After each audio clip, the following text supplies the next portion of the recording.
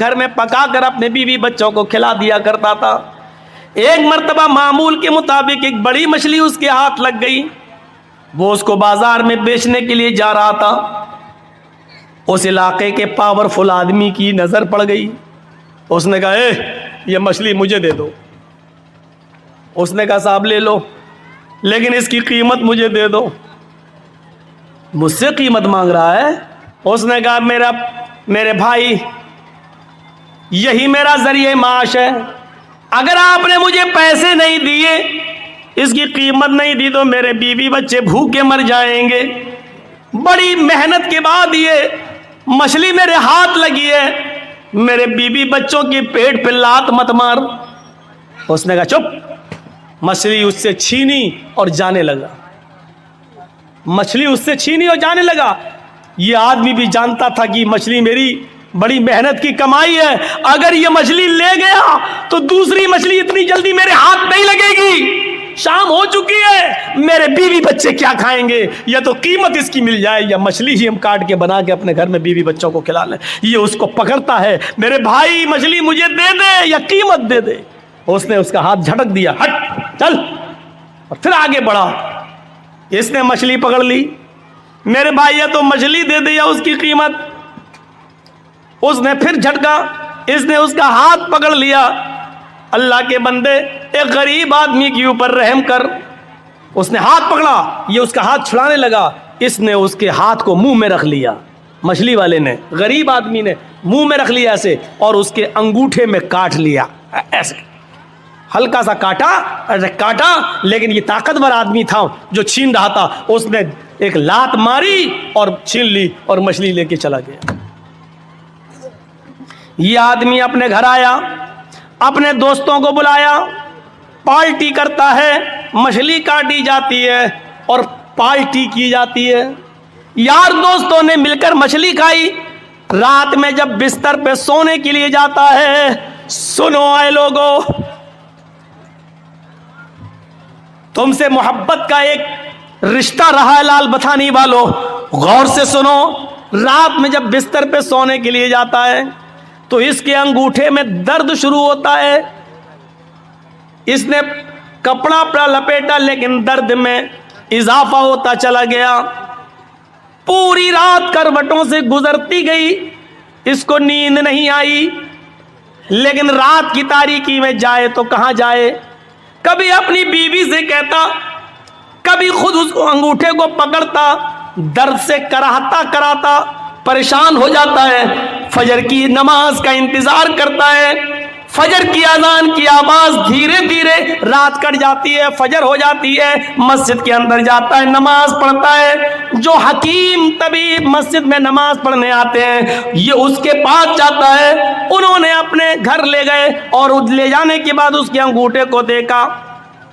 اس زمانے میں کچھ لیپ ایپ لگایا جاتا تھا، لیپ ایپ لگایا گیا، لیکن درد میں اضافہ ہی ہوتا گیا۔ 4-5 دن ایسے ہی گزر جاتے ہیں، درد میں کمی نہیں ہوتی۔ اس نے انگوٹھا پھر دوبارہ دکھایا، اپنے اس سے بھی بڑے طبیب کو دکھایا۔ اس نے کہا یہ انگوٹھا میں انفیکشن پھیل گیا ہے، زہر پھیل رہا ہے، یہ انگوٹھا تمہارا سڑ چکا ہے، اس انگوٹھے کو یہاں سے کاٹ دو۔ اگر تم نے اس انگوٹھے کو نہیں کٹایا تو یہ زہر تمہارے پورے ہاتھ میں پھیل جائے گا۔ کوئی راستہ نہیں تھا، 5-6-10 دن کے اندر یہ تیار ہو جاتا ہے کہ چلو انگوٹھا ہی کٹوا دو، کم سے کم ہاتھ تو بچ جائے گا۔ پھر اس نے اس انگوٹھے کو کٹوا دیا۔ 1 مہینہ 2 مہینہ کٹ گیا، لیکن اس کا کچھ عنصر باقی رہ گیا تھا۔ اس نے دھیرے دھیرے پورے پنجے کو خراب کر دیا۔ پھر درد بڑھنے لگا، 3-4 مہینے کے اندر پورا کا پورا ہاتھ کا پنجہ سڑ گیا۔ حکیم کو دکھاتا، طبیب کو دکھاتا ہے، طبیب نے کہا آپریشن میں کچھ کمی رہ گئی ہوگی، اس لیے تھوڑا سا کچھ عنصر باقی رہ گیا، تمہارا پورا کا پورا ہاتھ یہ پنجہ سڑ گیا ہے، دیکھو پورا ہاتھ خراب ہو جائے گا، علاج اس کا ایک ہی ہے کہ تم پورا کا پورا ہاتھ کا پنجہ کٹوا دو۔ پورا ہاتھ کا پنجہ کٹوا دیا گیا۔ 3-4 مہینے پھر کٹ جاتے ہیں لیکن تھوڑا سا عنصر پھر باقی رہ جاتا ہے، وہ پورا دھیرے دھیرے کلائی تک پھیل جاتا ہے۔ طبیب نے کہا یہ کلائی کٹوا دو نہیں تو پورا بازو کاٹنا پڑے گا۔ کلائی کٹ جاتی ہے، 3-4 مہینے کے بعد یہ بازو تک زہر پھیل جاتا ہے۔ طبیب نے کہا پورا کا پورا بازو کٹے گا نہیں تو یہ زہر پورے جسم کے اندر پھیل جائے گا۔ ایک بڑا حکیم کہنے لگا میں بار بار تمہارا علاج تو بالکل ٹھیک کر رہا ہوں لیکن پتہ نہیں یہ زہر تمہارے جسم میں اوپر تک کیسے چلا جاتا ہے۔ اچھا مجھے اس بیماری کی شروعات بتاؤ کیسے ہوتی ہے؟ اب حکیم نے کہا مجھے اس بیماری کی شروعات بتاؤ کہاں سے ہوئی؟ اس نے کہا تقریباً 1-1.5 سال پہلے کا واقعہ ہے، میں نے ایک غریب آدمی سے ایک مچھلی چھینی تھی۔ یہاں تو پتہ نہیں کتنے کتنے بیگھہ زمینیں چھینے بیٹھے ہوئے ہیں، قبضے کیے بیٹھے ہیں۔ ارے مولانا صاحب اتنی گہری بات آپ کو بتاتا کون ہے؟ بتاتا کون ہے؟ ارے کوئی جبرائیل تھوڑی آتے ہیں میرے پاس، آپ ہی لوگوں میں سے لوگ بتاتے ہوں گے۔ ہر جگہ کا ہر ایریے کا آدمی بتاتے ہیں، فون پہ تو اور زیادہ بتا دیتے ہیں، مولانا فلاں جگہ آ رہے ہو نا، ہاں وہاں ایسا ایسا ہوتا ہے۔ ہو گئی 1 گھنٹے کی تقریر تیار میری، کیا کرنا ہے؟ ایک مچھلی، علامہ ذہبی غور کرو کتاب الکبائر میں نقل کرتے ہیں، یہاں سے میری شروعات ہوتی ہے۔ اس غریب آدمی نے کہا کہ میرے بیوی بچے کیا کھائیں گے، یا تو اس کی قیمت دے دے یا مچھلی دے دے، لیکن میں پاورفل آدمی تھا، اس نے ہمت کیسے کی؟ لیکن مچھلی جب چھین رہا تھا میں اس سے لے کے آیا تو اس نے میرا ہاتھ پکڑ کے منہ میں رکھ لیا، اس نے میرا ہاتھ کاٹا، اس نے سوچا تھا کہ ہاتھ کاٹیں گے تو درد کی وجہ سے یہ مچھلی چھوڑ دے گا، میں اٹھا لوں گا، لیکن میں نے ایک لات ماری اس کو، اس نے میرے انگوٹھے میں کاٹ لیا، یہاں سے شروعات ہوئی درد کی۔ اس حکیم نے کہا سوری یہ بازو تو یہاں سے کٹوائی دو، لیکن بازو کاٹنے کے بعد بھی اب یہ زہر تمہارے پورے جسم کے اندر پھیلے گا، اب تمہارے بچنے کا کوئی راستہ نہیں ہے۔ اگر تم اپنی زندگی چاہتے ہو، خیر چاہتے ہو تو اس غریب آدمی کو ڈھونڈ لو اور تلاش کر لو اور اس سے جا کر اپنی غلطی کی معافی مانگ لو، اگر اس نے تمہیں معاف کر دیا تو تمہاری بیماری یہیں پر رک جائے گی، اور اگر معاف نہیں کیا تو یہ زہر اب بازو کٹنے کے بعد، ہاتھ کٹنے کے بعد دوسری جگہ پھیلے گا، سینے تک پھیلے گا، پیروں تک پھیلے گا، اور ایک دن آئے گا کہ پورا کا پورے جسم میں زہر پھیل جائے گا۔ لہٰذا اگر تم اپنی زندگی بچانا چاہتے ہو تو اس غریب آدمی سے جا کر معافی مانگ لو۔ یہ آدمی شہر کی گلی گلی میں ڈھونڈتا ہوا تلاش کرتا رہا اس غریب آدمی کو، 1 ہفتے تلاش کیا نہیں ملا، 1 ہفتے کے بعد اچانک اسی حال میں ملا کہ وہ سمندر سے، دریا سے کوئی مچھلی لے کر جا رہا تھا۔ اس آدمی نے اس کو دیکھا اور پہچان گیا، لیکن وہ غریب آدمی اس کو نہیں پہچان پایا۔ 1.5-2 سال کا عرصہ گزر گیا، نہیں پہچان پایا۔ اس نے کہا بھائی مجھے پہچانا؟ کہا نہیں، میں تمہارا مجرم۔ کہا کیا ہوا؟ مجھے پہلے معاف کر دو۔ ارے بھائی ہوا کیا؟ میں معافی کیسے معاف کیا کروں؟ تم نے غلطی کیا کی؟ کہا میں نے غلطی کیا کی؟ یہ مچھلی ہے تمہارے ہاتھ میں؟ ہاں۔ ایسے ہی 1-1.5 سال پہلے کوئی مچھلی تھی، میں نے تم سے وہ مچھلی چھینی تھی، تم میرے سامنے گڑگڑاتے رہے کہ میری بیوی اور بچوں کے پاس اس کے علاوہ کوئی دوسرا راستہ نہیں ہے، لیکن تم نے میں نے تمہاری ایک نہ سنی، تم نے میرے انگوٹھے میں کاٹا تھا اور اس کے بعد میں نے لات ماری تھی اور تمہیں چھوڑ دی، تم مچھلی چھوڑ دیے تھے اور میں لے کے چلا گیا تھا۔ اس انگوٹھے کے بعد پھر میرا حال یہ ہوا کہ اس رات میں درد ہوا، دھیرے دھیرے 5-6 دن کے بعد انگوٹھا پک گیا، انگوٹھا کاٹا گیا، پھر یہ زہر میری پنجے تک پہنچا، پنجہ کاٹا گیا، پھر کلائی تک پہنچا، کلائی کاٹی گئی، پھر کونی تک پہنچا، کونی کاٹی گئی، اب میرا بازو بھی کاٹ دیا گیا۔ حکیم نے کہا کہ جس غریب پہ تم نے ظلم کیا اس کو جب تک معافی نہیں مانگو گے وہ تمہیں معاف نہیں کرے گا، تب تک تم صحیح نہیں ہوگے، اس لیے اللہ کے بندے مجھے معاف کر دے۔ اس نے کہا میں صدق دل سے، دل کی گہرائی سے تجھے معاف کرتا ہوں میرے بھائی، مجھے نہیں معلوم تھا کہ میری بد دعا ایسا اثر کرے گی، میری بد دعا رنگ لائے گی، اگر مجھے معلوم ہوتا کہ ایسا ہو جائے گا تو میں تمہیں کبھی بد دعا نہیں دیتا۔ اس آدمی نے پوچھا میرے بھائی کیا تم نے مجھے بد دعا دی تھی؟ اس غریب آدمی نے کہا ہاں، جب تم میرے ہاتھ سے مچھلی چھین کے لے گئے، میرے پیٹ میں ایک لات مار گئے، میں یہاں بیٹھ گیا، میری بیوی اور بچوں کے پاس اس رات کھانے کے لیے کچھ نہیں تھا. جب تک میں تمہیں دیکھتا رہا بد دعا دیتا رہا. اے اللہ اس انسان نے میری بیوی اور میرے بچوں کے پیٹ پہ لات ماری ہے. اے اللہ اس کو ایسی سزا دے جو دنیا کے لیے نشان عبرت بن جائے, ایسی سزا دے جو دنیا والوں کے لیے مقام عبرت بن جائے.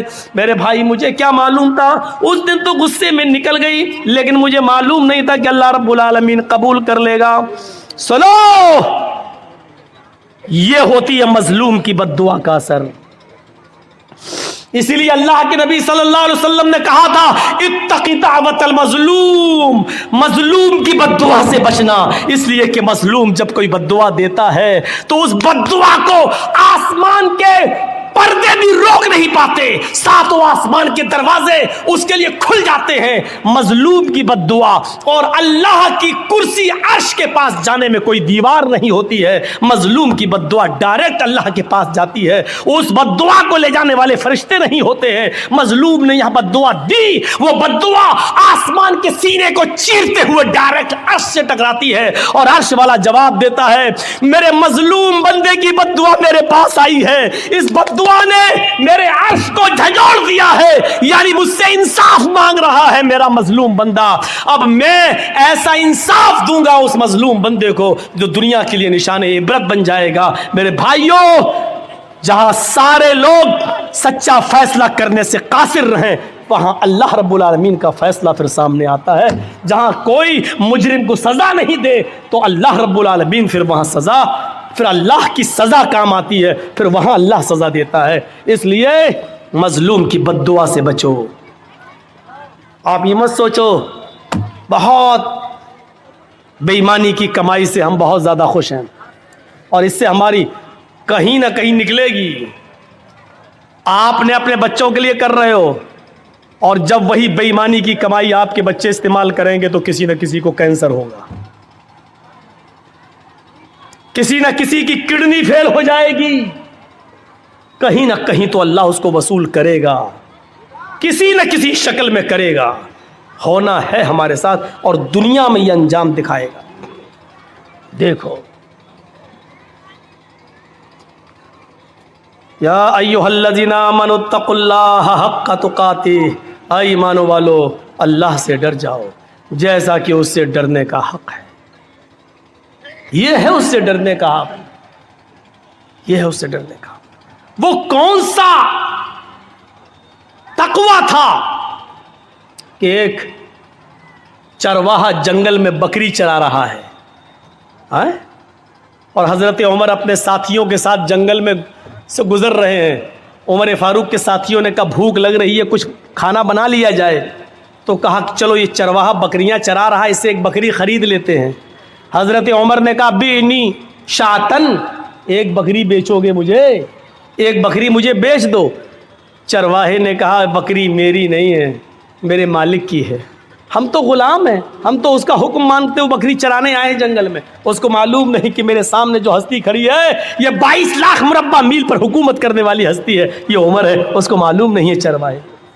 حضرت عمر نے اس کا امتحان لیا, کہا ارے مالک کی ہے تو کیا ہوا, مالک سے کہہ دینا جنگل میں بھیڑیا آیا ایک بکری کھا گیا, اور کیا کر لے گا وہ تیرا, کچھ نہیں کرے گا, اور ہم کھال اتار کے تجھے دے دیں گے, اس میں خون لگا لینا, کہہ دینا دیکھ لو یہ کھال چھوڑ گیا. اس چرواہے نے کہا خاموش. حضرت عمر سے آپ تھوڑی اونچی آواز میں یو پی میں بول کے دیکھ لو, نہیں بول پاؤ گے. دیکھا مولانا کلیم الدین صاحب کو گرفتار کر لیا گیا میرٹھ سے. کیا ہوا کہ 15 سال پہلے یہ غیر مسلموں کی کتابوں سے حوالے دیتے تھے اور غیر مسلموں کو مسلمان بناتے تھے پیسے کا لالچ دے کر. لیجئے, اس الزام میں ایک جنگل میں ہاتھی بھاگ رہا ہے. چوہے نے پوچھا ارے بھائی کیوں بھاگ رہے ہو؟ کب سنا نہیں پولیس اعلان کر رہی ہے کہ جو بھی بھینس پکڑی جائے گی اس کو کاٹ دیا جائے گا. تو چوہے نے کہا بھائی اعلان تو بھینس کا ہوا ہے کہ تم کیوں بھاگ رہے ہو, تم بھینس تھوڑی ہو. ہاتھی نے کہا اگر پولیس نے ہم کو پکڑ لیا تو 20 سال تو یہ ثابت کرنے میں لگ جائے گا کہ میں بھینس نہیں ہوں. یہی صورتحال ہے ہمارے اس ملک کی. ابھی ایک پولیس والے آئے اور کوئی بھی ایک الزام لگا کے اندر ڈال دو, 10 سال کی پہلے ضمانت نہیں ہو رہی ہے, چھوٹ نہیں رہے, 10 سال جیل میں, 10 سال کے بعد پتہ چلتا ہے مولانا جرجیس کو باعزت بری کیا جاتا ہے, کوئی ثبوت نہیں ملا. 10 سال ہمیں یہ ثابت کرنے میں لگ جاتا ہے کہ ہم نے یہ جرم نہیں کیا. ڈاکٹر کفیل صاحب دیکھ رہے ہیں ہمارے گورکھپور کے اندر, گرفتار کر لیا گیا, راسو کا دیش دروہی کا مقدمہ لگایا گیا. ہائی کورٹ 6 مہینے کے بعد, 8 مہینے اور 9 مہینے کے بعد ان کو بیل دیتی ہے اور یہ کہتی ہے کہ ڈاکٹر کفیل کے بھاشن میں, ان کی تقریر میں ایسے کوئی جملے نہیں ملتے جس سے دیش دروہی ثابت ہو. اب ہونا کیا چاہیے تھا کہ جس گورنمنٹ نے اس پر دیش دروہی کا مقدمہ لگایا, اب وہ دیش دروہی کورٹ نے ثابت کر دیا کہ نہیں ہے, تو اب سرکار کو کٹگھرے میں کھڑا ہونا چاہیے, لیکن سرکار کو کٹگھرے میں کھڑا نہیں کیا جا سکتا ہے صاحب. کیوں؟ سرکار. یہ صورتحال ہے آج ہماری. آپ کہتے ہیں کہ مولانا صاحب غیر مسلم لوگ بھی آئے ہوئے منتر پڑھیے. ہمارے پاس نوٹس آتا ہے کہ آپ کو دینی جلسوں میں جاتے ہیں, سپریم کورٹ کا نوٹس میرے پاس آتا ہے کہ آپ پڑھتے کیوں ہیں یہ رامائن اور گیتا, آپ کو کیا مطلب ہے اس سے. یہ صورتحال ہے. اور یاد رکھنا, جاسوس غیروں میں نہیں ہوتے, اپنوں میں ہوتے ہیں. ایک بات یاد رکھیے گا, ہم پڑھتے ہیں 2-4 منتر, آپ ہی کے یہاں سے جو جاسوسی نکلے گی, اور تھانے میں مولانا صاحب نے سپریم کورٹ کا نوٹس آنے کے بعد بھی منتر پڑھے ہیں. بہت آسان ہے حکم دے دینا اور چلا لینا, لیکن میرے بھائیوں دوسرے کے مجبوری کو بھی سامنے رکھیے کہ دوسرا کس طریقے سے زندہ ہے. یہی چیزیں چڑھا کر ڈاکٹر ذاکر نائک کو آج کہاں جانا پڑا بیچارے. آج ہندوستان کے اندر نہیں, ملیشیا میں ان کو پناہ لینا پڑی. کس نے ساتھ دیا؟ کون تھا ان کے ساتھ؟ اور جرجیس نے اسی وقت کہا تھا. آج ڈاکٹر ذاکر نائک پر انگلی اٹھی ہے گورنمنٹ کی. اگر سارے مسلمان ایک پلیٹ فارم پہ نہیں آئے تو یہاں سے رواج نکلے گا. آج کے بعد مولویوں کی نیندیں حرام ہوں گی.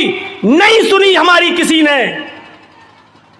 دوسرے مسلک کے لوگوں نے کہا وہ تو وہابی ہے, وہ آتنکوادی ہے, یہ ہے وہ ہے. خود اپنے ہی لوگوں نے گورنمنٹ تک جاسوسی کی ویڈیو نکال کر دکھائی, دیکھو فلاں اسٹیج پر اتنے لوگوں کو مسلمان کیا, اتنے لوگوں کو مسلمان کیا. یہ جاسوسی ان کے ساتھ کی گئی, اور آج ڈاکٹر ذاکر نائک کو ملیشیا جانا پڑا.